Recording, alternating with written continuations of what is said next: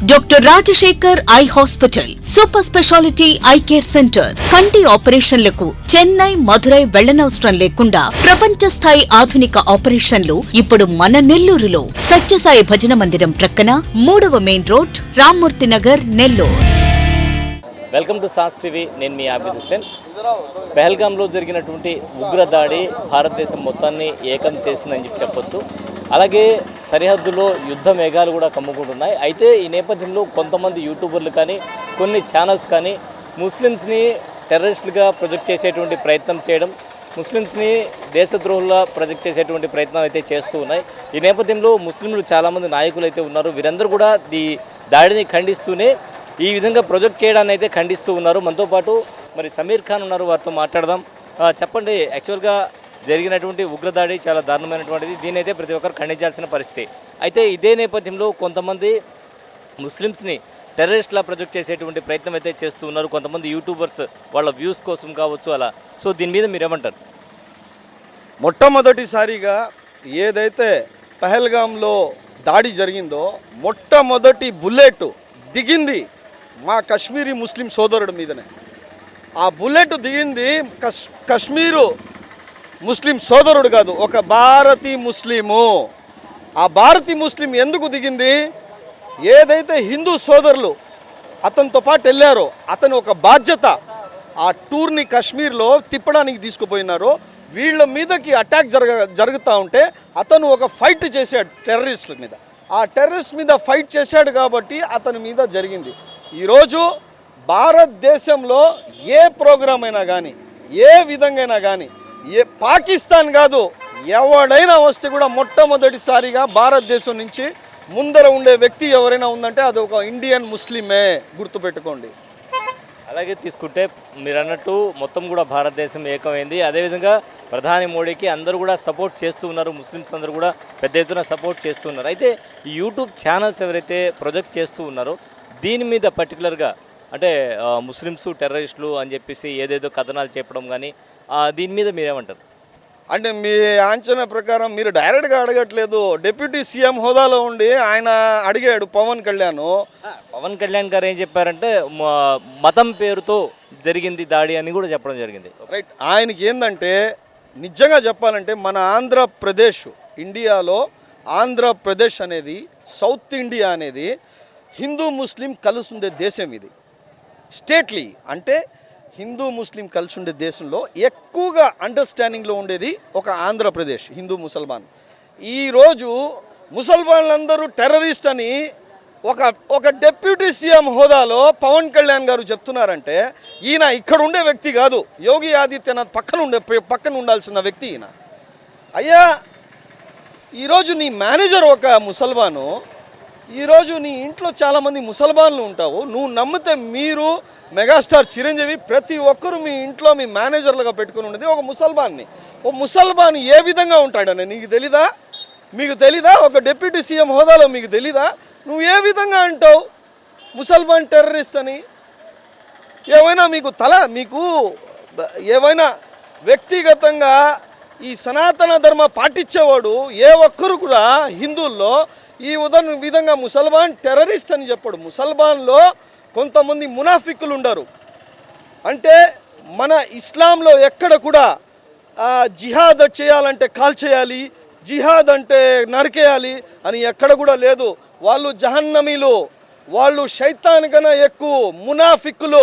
ఇస్లాంలోనే దాఖిల్ లేదు వాళ్ళు చేసే తప్పుకి ముసల్మాన్ అందరు చేసామంటావేంది? అంటే ఇది మతం పేరుతో జరిగిన దాడి అని చెప్పి ఆయన చెప్పడం జరిగింది. అంటే మతం పేరుతో జరిగిన దాడి కదా, అవునా కదా? మతం పేరుతో జరిగింది అంటున్నారు కదా. ఇప్పుడు బిలావల్ భుట్టో ఉన్నాడు, పాకిస్తానీ సెంట్రల్ మినిస్టరు.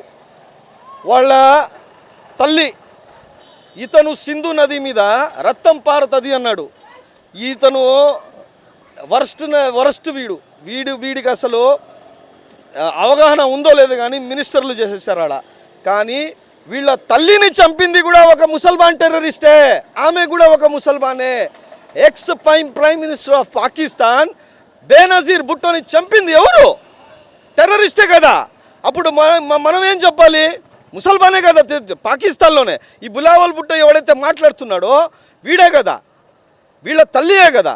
ఈరోజు పవన్ కళ్యాణ్ ముసల్మాన్ అనేది అంటే ఏమండి, కొంతమంది మునాఫికులు ఉంటారు, మీరు అది కనుక్కోండి. ముసల్మాన్ ఏ విధంగా ముందరుకుంటామో, పవన్ కళ్యాణ్ గారు ఏ విధంగా మేము ఇస్లాం పాటిస్తామో, ఏ విధంగా నమాజులు చేస్తామో మాకు ఫస్ట్ నేర్పించింది ఏ విధంగా కలిసిమెలిసి ఉండాలనేదే గుర్తుపెట్టుకోండి. ఖురాన్లో ప్రతి ఒక్కటి రాసి ఉంటుంది మనకు, ఏ విధంగా నడవాలి, ఎవరితో ఏం మాట్లాడాలి, ఏ విధంగా పరిచయాలు పెట్టుకోవాలి, ఏ విధంగా చెయ్యాలి, ఎవరితో ఎట్టుండాలి అని. ఒక రంజాన్ పండుగ వస్తే మొట్టమొదటిసారి బిర్యానీ పోయేది అది నాన్ వెజ్ అయినా కానీ వెజిటేరియన్ కానీ ఒక హిందూ సోదరుడికే. గుర్తుపెట్టుకోండి ఈ మాట. పవన్ కళ్యాణ్ గారు మీరు కూడా బిర్యానీలు తిని ఉంటారు, మీకు లైక్ అయ్యేదే హైదరాబాదీ బిర్యానీ. అది తిని నువ్వు మళ్ళీ ముస్లింలు టెర్రరిస్ట్ అంటున్నావు. ఏమయ్యా, పాకిస్తానీ ముస్లిం టెర్రరిస్ట్ అని చెప్పు, మేము కూడా దానికి స్వాగతిస్తాం. సో ఎలాంటి స్టెప్స్ తీసుకుంటే బాగుంటుంది అంటారు? ప్రధాని మోడీకి వెనక మేమంతా ఉన్నామని చెప్తున్నారు కదా. సో ఈ పర్టికులర్ సమయంలో ఈ పరిస్థితుల్లో ఎలాంటి స్టెప్స్ మోడీ తీసుకుంటే బాగుంటుందంటారు? పాకిస్తాన్ మీద ప్రధాని నరేంద్ర మోడీ గారి కానివ్వండి, అమిత్ షా గారి అయినా కానివ్వండి, ఏ ఒక్కరైనా కానివ్వండి, భారతదేశం వాళ్ళు ప్రతి పౌరుడు కానివ్వండి, నరేంద్ర మోడీ పాకిస్తాన్ మీద యుద్ధానికి పోతున్నాడంటే మొట్టమొదటిసారిగా ఇండియా నుంచి మొట్టమొదటిసారిగా వచ్చేది ఒక ముసల్మానే. గుర్తుపెట్టుకోండి, ఒక ముసల్మానే వస్తాడు పాకిస్తాన్ మీద దాడికి పోతా ఉంటే.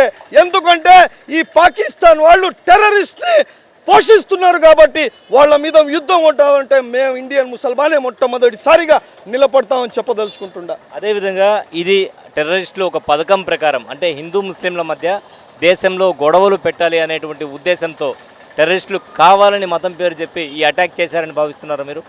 చేసి ఉండొచ్చా? ఇది చెప్పలేమండి, వాళ్ళు దుర్మార్గుడు.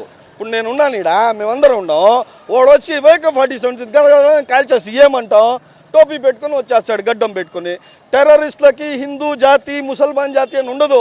టెర్రరిస్ట్ అంతే, తీసుకున్నాడా కాల్చాడా. వాడికి కావాల్సింది ఏంది? ఇప్పుడు తాజ్ హోటల్లో టెర్రరిస్ట్ జరిగింది, ఏదైతే బాంబేలో తాజ్ సిరాక్ హోటల్ ఉందో దాంట్లో వాళ్ళు దూరారు, నలుగురు దూరి బీభత్సంగా చేసేసారు. దాంట్లో ముసల్మాన్లు కూడా చనిపోయినారే, అన్ని కులాల వాళ్ళకి చనిపోయినారే. వాళ్ళకి కులం జాతి భేదం ఏముండదు. టెర్రరిస్ట్ అంటే మునాఫిక్ షైతాన్ కన్నా బత్తర్ నా కొడుకులు వీళ్ళు. గుర్తుపెట్టుకోండి. ఆర్టికల్ 370 ప్రకారంగా కానివ్వండి, ఆర్టికల్ ఇంకోటి ఉంది దాని ప్రకారంగా కానివ్వండి, మన భారతదేశం సెక్యూరిటీ ఏం చేస్తుంది?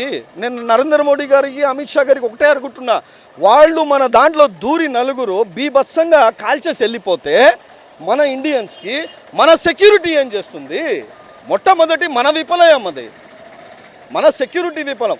ఎందుకంటే ఇన్ని లక్షల మంది ఆర్మీ పెట్టుకొని ప్రతి ఒక్కటి పెట్టుకొని కాశ్మీర్కి నేను పోతున్నాను కదా, అంత సెక్యూరిటీ ఉండే దాంట్లో వీళ్ళు ఎత్తా దూరారనేసి కూడా దీన్ని కూడా ఒక యునైటెడ్ నేషనల్ని ఒక ఎంక్వైరీ చేయాలనేసి కోరుకుంటున్నాం. అలాగే మీరు ఎప్పుడన్నా కాశ్మీర్ విజిట్ చేశారా? చేశానండి.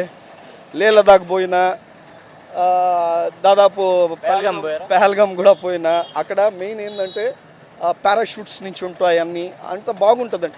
మీకు కాశ్మీర్లో ఏ భారతీయుడు పోయినా కానీ, అది నేను హిందూ ముసల్మాన్ అని చెప్పను, ఏ భారతీయుడు పోయినా కానీ ఎయిర్పోర్ట్ దిగంగానే ఆడ నుంచి డ్రైవర్గా ఒక ముసల్మాన్ ఉండి వాళ్ళ తిండి, వాళ్ళ రూము, వాళ్ళకి ఏ విధంగా ఎక్కడెక్కడ సైట్ సీయింగ్ ఏ విధంగా వాళ్ళకి చూపించాలో మళ్ళా తిరిగి ఎయిర్పోర్ట్ శ్రీనగర్లో వదిలే వరకు ఒక ముసల్మానే ఉంటారు. గుర్తుపెట్టుకోండి. ముస్లిమ్స్ అందరూ టెర్రరిస్టులు కాదు. ఈ విధంగా ఎవరైతే ప్రొజెక్ట్ చేస్తున్నారో ఇదంతా అత్యంత దారుణమైనటువంటి విషయం. అదేవిధంగా సెక్యూరిటీ ల్యాబ్స్ అనేది జరిగింది. అలాగే పవన్ కళ్యాణ్ వ్యాఖ్యల్ని కూడా తీవ్రంగా ఖండిస్తూ ఉన్నాం. సో మతం ప్రాతిపదికన ఇటువంటివి జరగలేదు, కేవలం ఇక్కడ ఉండేటువంటి ఐక్యతని భంగం కలిగించడానికే జరిగింది. అదేవిధంగా యుద్ధం అనేది వస్తే మేమంతా ప్రధాని మోడీకి సపోర్ట్ చేయడానికి సిద్ధంగా ఉన్నాం. మొదటి వరుసలో ముస్లింలు నిలబడతారు, మా దేశభక్తిని అయితే చాటుకుంటామంటున్నారు నెల్లూరు నుంచి సమీర్ ఖాన్. కెమెరామెన్ మహేష్తో హుసేన్, సాస్ టీవీ, నెల్లూరు.